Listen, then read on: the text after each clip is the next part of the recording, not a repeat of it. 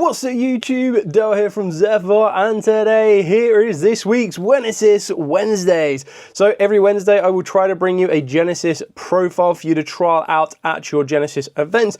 This week it is the turn of Chimera Hecahand, or Hecahand's Chimera, whichever way you want to do it. This is actually a really interesting deck to put together, and you actually have a lot of creative freedom depending on what you want to try and achieve with the deck. Now, what I mean by that is you have a couple of costly cards in here. Superpolymerization itself is 13 points. Then if you want to play the Apprentice Illusion, that is of course also going to be 20 points. So it starts to add up. However, if you wanted to go for a less consistent route, you can choose to not play the Apprentice and then start to play stuff like Nibiru's or Molchami Fuolos's. Another card that is quite costly in the deck is the Kotal at 33 points apiece. I did originally try to play that at 1 just for that targeted protection, but ultimately at 33 points, it kind of felt that I was better off trying to save 7 points somewhere else and then be able to play 2 Apprentice Illusions to increase my consistency, as Droll is not that big of a threat in Genesys. So the total of this build goes up to 94 points. So you've got 6 points to play with, depending on what type of options you want to consider. You could play a lonely Nibiru if you wanted to. What I'm going to do is I'm going to take you through the profile again, the main, the extra, and the side deck as well. So everything included in the points. I'll give you my explanations behind the choices of the ratios and everything else in between, and then kind of go from there. So with all of that out of the way, please smash that like button, hit that notification bell, and subscribe so you don't miss out on any more upcoming content. Starting off with the Hecahand monsters, I'm going with 3 Ibtel. Now, this is a card you kind of want to be maxing out on for the pure fact that, again, yes, we are playing 2 Apprentice Illusion, and you could kind of find yourself, if you wanted to free up those points, cut the Apprentice Illusion down a little bit just because we are playing the Ibtel, but that really comes down to preference. I decided initially to go with 3 Ibtel and 2 Yugioh. The Yugioh is going to get you into the hidden Hecahands. That's going to allow you to access your Hecahand kind of engine a lot more consistently.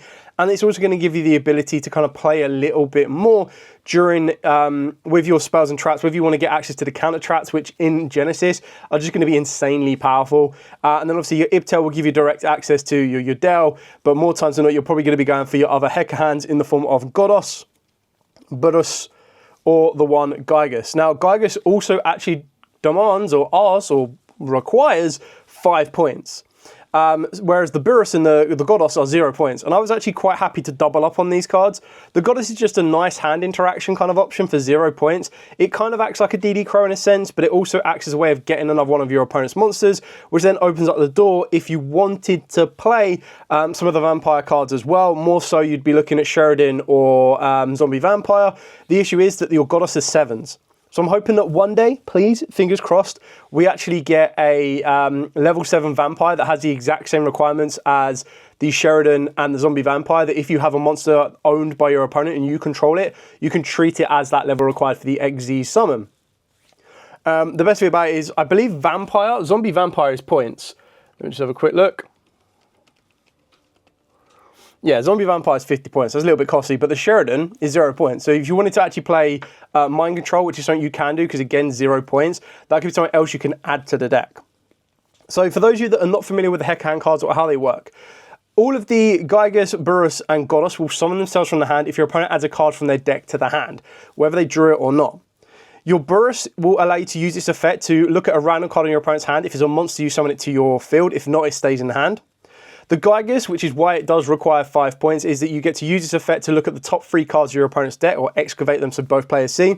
You get to special summon an excavating monster to your side of the field. Now remember, these are going to be a little less effective in the Genesys matchup against Radiant Typhoon, so if your environment is going to be heavy with those, there are some cards on the side deck that you can very easily go, cool, take out 1, take out 1, take out 1, and go down that route for it.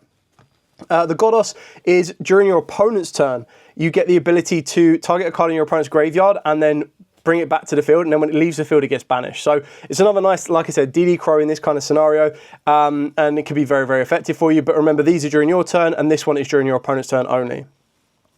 Your Yugioh is you reveal it in the hand to then put it back into the deck and then add a Hecahand spell or trap. The Ibtel lets you reveal it in the hand to special summon a Hecahand monster directly from the deck. If either of these are sent to the graveyard, your Yugioh lets you target a Hecahand spell or trap in the graveyard and set it. The Ibtel lets you target a Hecahand monster in your graveyard and special summon it. So that's pretty much what the Hecahand monsters themselves will do. And they are all illusions. So if it battles, neither monster could be destroyed by that battle, which is actually quite useful for all of these in a sense, because I mean, like the burst is the strongest at 2800, and that's what you kind of need the new support of the Hecahands, because the new support of the Hecahands, you basically have a monster that lets you start attacking directly with all of your Hecahand monsters, which makes life a heck of a lot easier. But in this version, that's where the Chimera comes in to kind of clear the monsters off, and then these can still do damage. So for the Hecahand spells and traps, we are playing 3 of the hidden Hecahands. So this one, when you activate it, you can send a card from your a card you control to the graveyard. You add a Hecahand monster from the deck to the hand regardless of what happens, but if you did send a card as well, you also get to set a Hecahand spell or trap directly from the deck. You can banish it from the graveyard for your opponent to draw a card and then discard a card, which means you can trigger your hand effects of your Hecahand monsters to summon themselves down. The other spell we play is the one Tartarus. These are all 0 points, by the way. So the Tartarus is a quick play spell, fusion spell card to activate one of the effects. If you control a Hecahand monster, you get to target a spell or trap your opponent controls and return it to the hand.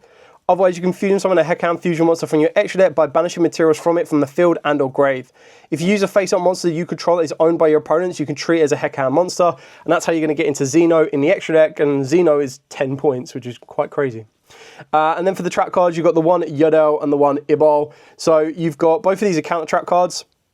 Your Ibal is when your opponent activates a monster effect. While you control a Hecahand monster, you negate the activation if you do destroy it, and then you can special summon the destroy monster to your field. The Yugioh is when your opponent activates a spell or trap card. While you control a Hecahand, you destroy it, and then you can set it to your field. So they're counter traps that can be recycled with your Hecahand Jazar in the extra deck as well. Moving on to the Chimera-esque monsters, we are going to be on 3 Mirror Sword Knight. Now, the one big benefit that this card has is that in Modern, if you trip it off Mirror Sword Knight and they Ash you, you're kind of like, well, deflated, that sucks. Ash is such a premium in Genesis, it never felt so good. Like when you're playing Exorcisters, Reveal Martha, you know 99.999% of the time it's going to summon, which is great success. The exact same with the Mirror Sword Knight. You know 99.999% of the time when you tribute this off, you're going to be able to get direct access to either your Gazelle or, of course, your Big Wing Baphomet. Now, because we're not playing Links in Genesis, you actually don't mind playing a second Big Wing Baphomet. You could cut it down to 1 if you wanted to and try and open up some space to some other cards. Entirely up to you. But the idea is your Gazelle is going to be able to get you access to your Chimera Fusion. Your Big Wing Baphomet in Summon lets you add a level 4 beast monster, which of course will be Gazelle, or a Chimera Fusion from the deck to the hand, which is really, really cool. Sorry, that's on normal special. You can't special summon from the extra deck except fusions for the rest of the time, which is absolutely fine. And then on top of that is if it's sent to the graveyard and use fusion material, you get target illusion monster in your graveyard and special summon it. Your Gazelle lets you add an illusion monster from the deck to the hand. So it's why you're going to get even more ways to get to the Nightmare Apprentice. But honestly, you kind of want to start with the Apprentice and then use this to search out your Hecahands. So we've got 2 Nightmare Apprentice. These are 20 points apiece, so very, very costly when you're trying to put the Genesis limit together of 100 points. But I kind of felt that I sacrificed 3 Fuwalos at 21 points and then 3 Nibiru's at 18 points apiece, 6 points apiece, so 18 in total, to fit in 2 Nightmare Apprentice. If I feel the deck is consistent enough as I keep playing it and testing it, then I might feel that I could sacrifice those 40 points there and then open up the door to Nibiru's and everything else in between. And that is an entire option for yourself to consider. We're then playing the one Diabel's the original Sin Keeper. Now this can also be in the side deck, but what this will do is 0 points is if you have a Sin Supporter cards in either player's graveyard, you get to special summon it from the hand. However, you can only special summon it once per turn. Your opponent must set spells and trap cards before activating them, and if a spell or trap card becomes set on the field while this card is in the monster zone, except during damage step, get to target one card you control and one card your opponent controls and destroy them. So in the Radiant matchup, this will be absolutely insane, which is why it's a card you could consider to bump to the side. How do you get it to the field? Well, you utilize a card called Master Tau. So if this card is sent to the grave, you get to target illusion monster in your graveyard, accept itself and special summon it. You can also special summon it with the Big Wing Baphomet. You search this out as it is an illusion monster, so off of a back of Apprentice if you want to, or even off a Gazelle. Use it as fusion material, get it to the graveyard, and then there are ways to bring it back. But you can also send it directly from deck to grave with your Baphomet. So this is just like another option, because in a modern deck, you'd be playing the Fiendsmith package. So you'd play like one Engraver, you'd play the Dusted Gold and the Neko. Trying to remember the Supreme Sinister Necron. So you'd play both of those cards in order to get that engine going. Whereas in this one, you can just do it this way. Then we play 3 Chimera Fusion, pretty standard that one. We're main decking 3 spell card Monster Reborn. What I like about this over Mind Control is it's a quick play to use. You can use it during your opponent's turn. You can also use it during your first turn if your opponent puts a monster in their graveyard. And there are ways that you can put monsters in their graveyard sometimes as well, especially if you're playing Zombie Vampire, which we're not, but that's just an example. I just generally quite like it. Like, DD Crow is actually a really strong card in this format because you get to play it at 3 with 0 points, which is why we're going to be playing 3 of it. And in this particular version of the deck, you're technically playing 6 DD Crows, bar the fact that you can't use this turn 0. You can use this turn 0, but you can't use this. And then the final card that costs you points at 39 points is going to be 3 Super Polymerization. Now, at 13 points apiece, it's not that demanding on the deck. You can sacrifice a little bit, but ultimately I was kind of looking at it and I was like, okay, 39 points apiece straight away. So half my deck, over the half of the deck allowance is going to be on the Apprentice and the Super Polymerization. But rather than playing like hand interactions like Nibiru, Ghost Ogres, Ghost Bells, I kind of shrunk it down and went with the power spells of Super Polymerization. You could swap those out for Ultimate Slayers in the main, which is 0 points to give you that break-in ability. But honestly, the fact that Super Polymerization can help you as well as disrupt your opponent, I felt it was like a no-brainer to try and include it even at 13 points apiece. So that's pretty much it for the main deck. The main deck will total up to 84 points, because there's only one card in our extra deck that costs points, which I'm not surprised about, but I am a little bit surprised about. And I'll just start off with that one because we'll talk about the Hecahands. But the only card in the extra deck that costs points is the Hecahand Xeno. Now this card, I can imagine, is absolutely insane in Genesys.